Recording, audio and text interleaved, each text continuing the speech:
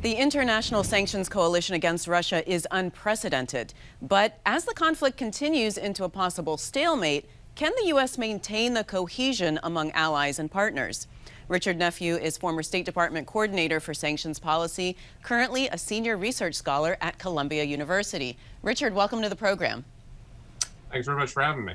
So what has the sanctions regime against Russia achieved so far? Well, I think it's done two things. First, obviously there's been considerable economic pressure that's already been brought to bear against Russia. We saw a rapid depreciation of the ruble. We saw companies were exiting Russia. We saw banks were having their assets frozen. So there has been some economic damage that's done. I think the second thing, though, is that Russia has been confronted with the fact that a large part of the international community and the international business sector not only don't approve of what they're doing in Ukraine, but are actively willing to resist it. And I think that kind of political messaging has certainly sent some signals into the Kremlin. So let's talk about the energy sector first, because Russia is a major producer of oil and gas. What impacts have the oil and gas sanctions had on the global energy market? And then what happens as this conflict wears on?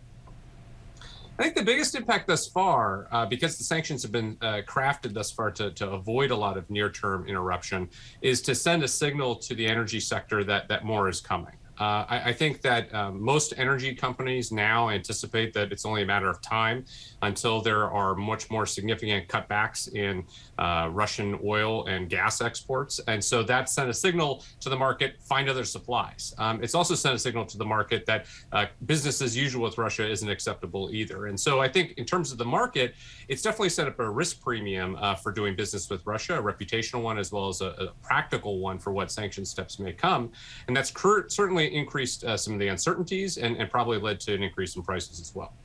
So what can Russia do to retaliate economically to make this more painful for the countries that are imposing sanctions?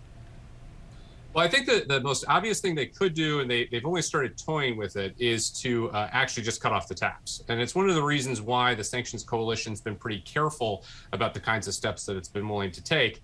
If Russia were to decide that it wanted to retaliate, it could simply stop exporting oil and gas to Europe. And it's certainly played with this in the past with gas shutoffs going through Ukraine. That would probably have an immediate impact on oil prices. The president has been quite clear he wants to insulate American consumers to the extent possible, so of other world leaders. I don't think that'd be possible if Russia were to turn off the taps. And there would be automatically some kind of impact on Russia as well, because they would lose the income from that as well. But I think that's the kind of threat that the Russians definitely have. A stalemate in the conflict is looking likely if we're not already there. What does that mean for the sanctions regime, given that it not only hurts the Russian economy, it negatively impacts the world economy? Well, I think this is part of the reason why the sanctions coalition has taken a, if not slow, because they've certainly acted quickly in the first weeks of the crisis, but a deliberate approach to the expansion of sanctions. I think that they anticipate that this is a conflict that's going to go on for quite some time, that there's going to be a moment in which they're going to need to continue to ratchet up, and that this need for incrementalism, requires that they hold something back in reserve. And I think that the second thing that's going to come with it, of course, is that the impacts of the sanctions on energy are going to drive production in other places and trying to source from other places. So long term, Russia is actually going to be the loser here because if other people find other sources that aren't dependent on the Russians, that leaves them out in the cold. So a big part of sanctions is enforcement. Are these sanctions being rigorously enforced at this point? I think, it's still relatively early on in the sanctions campaign to make a good assessment of that. I think that there certainly has been messaging around it to try and get enforcement to be improved. I think that finding enough evidence of breaches does take time, both in terms of intelligence gathering and finding information on open markets. I think that enforcement is certainly going to be a priority in the next couple of months, but right now I wouldn't say we know enough. So, the president has released the strategic oil reserves. Is there anything else that the U.S. can do to soften the impacts of sanctions on allies and partners? Well, I think one of the main things is what the administration's already been trying to do, which is to help find alternative sources and to encourage partners that could increase production to do so. There's certainly also been talk about increased production here in the United States, with this controversy a little bit about what's going on with the leases that have already been granted to oil companies. So I think finding alternative sources is certainly going to be the key priority. And then, helping to manage the impacts by making sure the sanctions are deliberate. That more than anything probably is the best tool the United States has at present. Richard, I want to ask you about the European Union because those decisions are made by consensus, but the impact on individual countries might be very uneven. Does the U.S. have a role to play, or is that a European problem?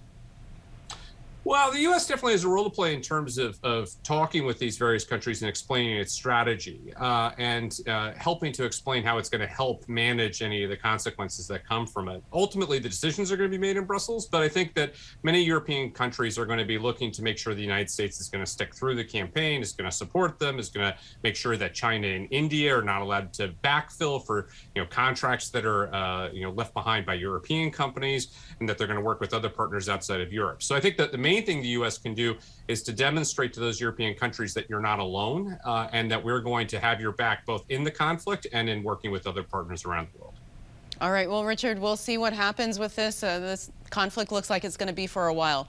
Thanks so much for being on the program. Thank you. Coming up, explaining how U.S. foreign policy is made to the next generation of government leaders. You're watching WJLA 24/7 News.